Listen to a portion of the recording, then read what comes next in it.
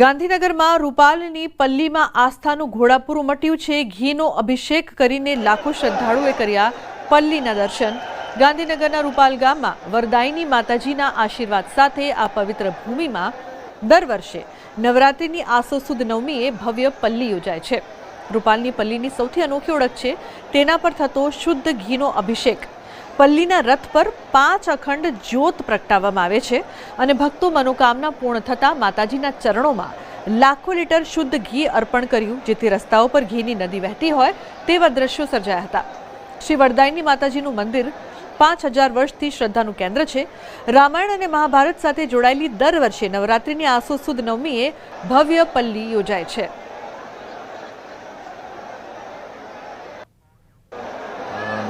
રાત્રે 12 વાગ્યા પછી માતાજીનો રથ નીકળતો હોય છે। આખા ગામની અંદર 27 ચકલા જમેકીએ એટલે સ્ટેન્ડ છે, 27 જગ્યાએ ચકલાએ ફરીને મંદિરની અંદર રથ આવતો હોય છે એટલે 27 ચકલા ઘીનો અભિષેક થતો હોય છે। પાંડવો સાથે આખું આ સંકળાયેલું છે। પાંડવો વનવાસમાં ગયા અને પછી વનવાસ પછી 13મા વર્ષનો અજ્ઞાતવાસ હતો, એ પહેલાં એમણે અહીં આ ઝાડ પરમાં શસ્ત્રો સંતાડ્યા હતા અને પછી એ લોકો 13 વર્ષ અજ્ઞાતવાસ એમનો પત્યો, પાછા આવ્યા અને પછી જે એમનું પહેલું યુદ્ધ થયું હતું અને શસ્ત્રોને ઠારવા એક ઘીથી ઠારવાની આખી એક પ્રણાલી પડી અને એમને માતાજીને યાદ કરીને આખું આ કાર્ય કર્યું હતું। હા, એનું છે આસ્થા બહુ, એમ બધા બહુ માને છે, એનું બધા રાખીને આવે છે કે આટલું ઘી ચડાવીશું પલ્લીમાં, એ રીતે આસ્થા રાખે છે બધા એમ, અને બાધા પૂરી થાય ત્યારે બધા આવતા હોય છે। સુરતના લિંબાયતના વિશાળ મેદાનમાં ઝણકાર નવરાત્રિની ગૃહરાજ્યમંત્રી હર્ષ સંઘવીએ મુલાકાત કરી, જ્યાં તેમણે મા અંબાની આરતી ઉતારી અને ખેલૈયાઓનો જુસ્સો વધાર્યો। આ દરમિયાન ગૃહરાજ્યમંત્રી હર્ષ સંઘવીએ લોકોને જણાવ્યું કે લિંબાયતના યુવાનોએ દૂર સુધી કિલોમીટર કાપી જવું ના પડે તે માટે અહીં ગરબાની વ્યવસ્થા કરવામાં આવી છે, તેમજ સૌ ખેલૈયાઓને નવરાત્રિની શુભકામનાઓ પાઠવી। તો ઝણકાર નવરાત્રિની ગૃહરાજ્યમંત્રીએ મુલાકાત કરી। ગૃહરાજ્યમંત્રી હર્ષ સંઘવીએ અહીં આરતી પણ કરી હતી, તો ખેલૈયાઓનો ઉત્સાહ પણ વધાર્યો। ખેલૈયાઓને નવરાત્રિની શુભકામનાઓ પણ પાઠવી હતી, માતાજીના આશીર્વાદ લીધા।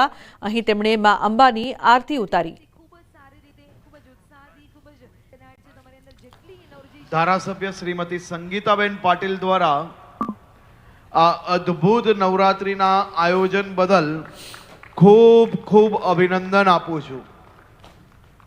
મોડી રાત સુધી લિંબાયત અને આસપાસના વિસ્તારના સુરત શહેરના નાગરિકોને મા અંબાની ભક્તિ કરવાનો આ અવસર એમને આપ સૌને આપ્યો છે।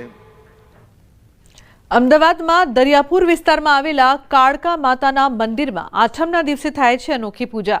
અહીં કાળકા માતાના મંદિરને આસો સુદ એકમથી આસો સુદ આઠમ સુધી પડદાથી ઢાંકીને રખાય છે। ત્યારબાદ પૂજા કરીને આઠમના દિવસે ગર્ભગૃહમાં આગળનો પડદો હટાવાય છે અને ત્યાં માતાજીના દર્શન કરવા માટે 5 પોળના લોકો અહીં આવે છે। મૂર્તિ અને ઝવેરાને પડદાની પાછળ રાખવાની પરંપરા છેલ્લા 200 વર્ષથી ચાલતી આવે છે। અહીં મંદિરના પ્રાંગણમાં ગરબાનું આયોજન થાય છે। પોળના લોકોનું કહેવું છે કે એક સમયે મુસાફરના ટિફિનમાંથી માતાજીની મૂર્તિ મળી આવી હતી, ત્યારબાદ પરંપરાગત રીતે અહીં મંદિરનું નિર્માણ કરવામાં આવ્યું છે। અમદાવાદમાં આવેલા આ મંદિરની રસપ્રદ માન્યતા જાણીને દૂર દૂરથી લોકો દર્શનાર્થે આવે છે। અમદાવાદના દરિયાપુર વિસ્તારમાં આવેલું છે હઠીનો ચોરો, અને આ હઠીના ચોરામાં સાક્ષાત કાળકા માતા બિરાજમાન છે। નવરાત્રિના અવસરે ખાસ કરીને કાળકા માતાના ગર્ભગૃહને ઢાંકી દેવામાં આવે છે અને ગર્ભગૃહને ખાસ કરીને ઢાંક્યા બાદ આઠમના દિવસે દર્શન કરવા માટે લોકોની પડાપડી થતી હોય છે। આસો સુદ એકમથી ખાસ કરીને આ જે પડદો છે તે કરી દેવામાં આવે છે અને ત્યારબાદ આઠમના દિવસે હવન કર્યા બાદ જ અહીં પડદો ખુલે છે અને લોકો દર્શન કરી શકે છે। તેની પાછળનું શું તાત્પર્ય છે અને કેવી રીતે અહીં કાળકા માતા બિરાજમાન થયા તે વિશે વાતચીત કરીશું। મંદિરના મહારાજ મારી સાથે છે। મહારાજ, આપનું નામ જણાવશો અને મને કહેશો કે પડદો શા માટે રાખવામાં આવે છે સુદ એકમથી લઈને સુદ આઠમ સુધી? પૂજારી તરીકે મારું નામ ગોપાલભાઈ છે, ગોપાલભાઈ જાની। હવે આ પડદાનો આશય એટલો જ છે કે પવિત્રતા જળવાય, એ મહત્વની વસ્તુ છે, કારણ કે એ પવિત્રતા જળવાય તો જ અંદર જે બિરાજમાન જે માતાજી છે એ નવરાત્રિની અંદર બિરાજમાન હોય છે, કે જે કે પવિત્રતા જળવાય કે સ્ત્રીઓ હોય છે કે હવે એમનું જે કોઈ કારણસર હોય કે પવિત્રતા જળવાય એટલા માટે જ આ પડદાનો આશય હોય છે. અને અમે કોઈ મંદિરમાં આવી રીતે પડદો નથી કરવામાં આવતો, માત્ર આ જ એક મંદિરમાં કરવા પાછળનું કારણ શું? કારણ આ જ છે કે જે પવિત્રતા જળવાય એ જ કારણ છે. કારણ કે ગુજરાતના અત્યાર સુધીના બધા જ મંદિરોની અંદર કોઈ પણ જગ્યાએ પડદો હોતો નથી. આ વર્ષોથી અમે 200 વર્ષથી બી જૂનું છે મંદિર. હવે જેની અંદર 200 વર્ષથી આ જ પ્રથા કાયમ માટે રહેલી છે. જૂની વાયકા છે એ પ્રમાણે કે ભાઈ અહીંયાથી માતાજી જાતે જ પ્રગટ થયેલા છે, સ્વયંભૂ પ્રગટ થયેલા છે અને એમની જે મૂર્તિ છે એ અહીંયા પ્રસ્થાપિત કરી અને એની પૂજા કરવામાં આવે છે. ક્યાંથી લોકો આવતા હોય છે અને માતાજીની જોવા જોઈએ ને 2027 સુધીનું બુકિંગ ચાલુ છે. લોકો એડવાન્સમાં બુકિંગ કરાવે છે અને માતાજી અહીંયા પહેલેથી સ્થાપિત છે 200 વર્ષથી અને બહારથી બી લોકો આવતા હોય છે અને પોંડા લોકો બી રહીશો બી અહીંયા ધામધૂમથી બધા ઉત્સવ ઉજવે છે. ચૈત્ર મહિનામાં નવરાત્રિ હોય છે, આસુ મહિનાની નવરાત્રિ હોય છે, ગરબા બી ધામધૂમથી થાય છે. મારી માનતા એ કોઈ બાકી નથી રાખી આ માળીએ. સમજો કે હું આજથી સમજો કે 15 વર્ષ પહેલા સાયકલ પર ફરતો હતો, અત્યારે ગાડી પર ફરું છું. આ જ એક મોટી વસ્તુ છે અને ક્યાંય પણ હોય ને તે દિવસે આ દિવસો પર હું અહીં હાજર રહું છું. આ મારી મોટી શ્રદ્ધા. એવું કહેવામાં આવે છે કે માતાજીની જે મૂર્તિ આવી છે, જે મૂર્તિ છે તે સ્વયંભૂ છે અને તેના દર્શન કરવા માટે લોકો વિશેષ પ્રકારે ગમે ત્યારે આવતા હોય, પરંતુ નવરાત્રિના અવસરે ચોક્કસ આવતા હોય છે અને એમાં પણ આઠમનો જે અવસર છે, આઠમના અવસરને લોકો ચૂકતા નથી.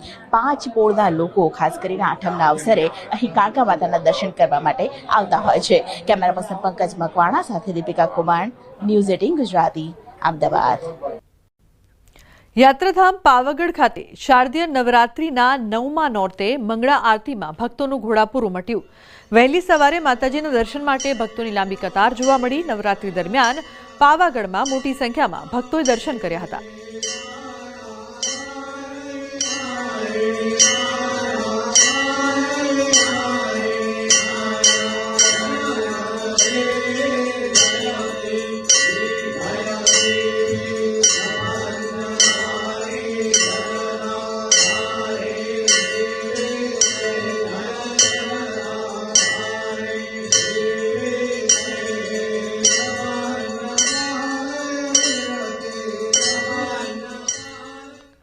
પોરબંદર મહાનગરપાલિકા કચેરી ખાતે લોકોની કતારો જોવા મળી રહી છે.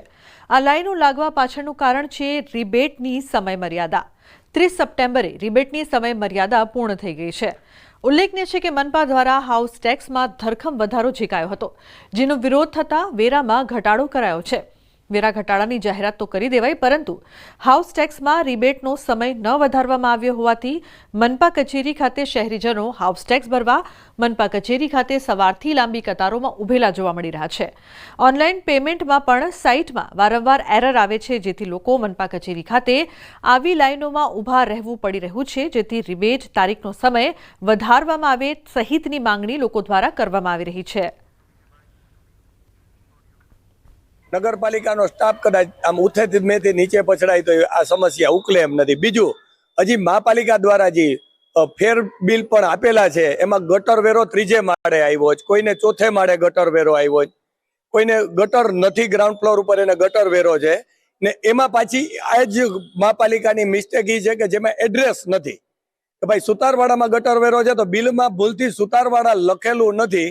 એ વાંક નગરપાલિકા નહીં ને એની સિસ્ટમનો છે. અત્યારે ખૂબ મોટી લાઈન લાગેલી છે. અત્યારે નવા નિયમ પ્રમાણે એમ કહે છે કે ભાઈ રિબેટ છે એ આપવામાં આવે છે, પણ એનો સમયગાળો બહુ ઓછો રાખ્યો છે, એટલે હાલાકી બહુ પડે છે. અને જે વેરો ભરવાનો જે કંઈ કાઉન્ટરો છે એની ઉપર ખૂબ લાઈન છે ને સમયગાળો ખૂબ ઓછો છે. જે આખા દિવસમાં જે સમય આપવો જોઈએ 6 થી 7 કલાક એ આપતા નથી અહીંયા. કારણ કે 10:30 આવે તો 2 વાગે બંધ કરી દે, 3 થી માત્ર 4:30, એટલે માત્ર 3 થી 4 કલાક જ વેરો ભરાય છે.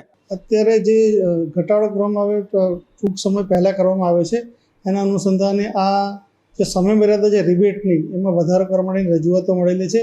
એનું અનુસંધાને એક દરખાસ્ત તૈયાર કરવામાં આવેલી છે અને લગભગ આજે એની હકારાત્મક નિકાલ થાય એવી મને અપેક્ષા છે. મહેસાણા જિલ્લાના ઊંઝાના ઉમિયાધામ ખાતે સામૂહિક આરતીનું આયોજન. 1008 બહેનોએ માતાજીની આરતી ઉતારી.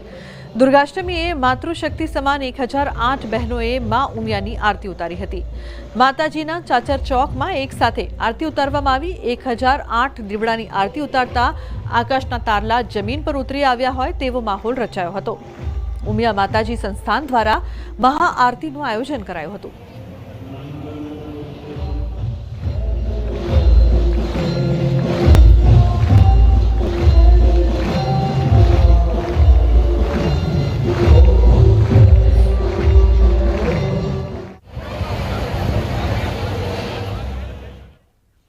છોટાઉદેપુરના વાઘવા ગામમાં આસો સુદ આઠમના દિવસે વર્ષોથી બેઢિયું મેળો યોજાય છે। આ મેળામાં વર્ષોથી પુરુષો અને મહિલાઓ દ્વારા માથે માટીનું માટલું મૂકી માતાજીને બેઢિયું ચડાવવાની માન્યતા છે।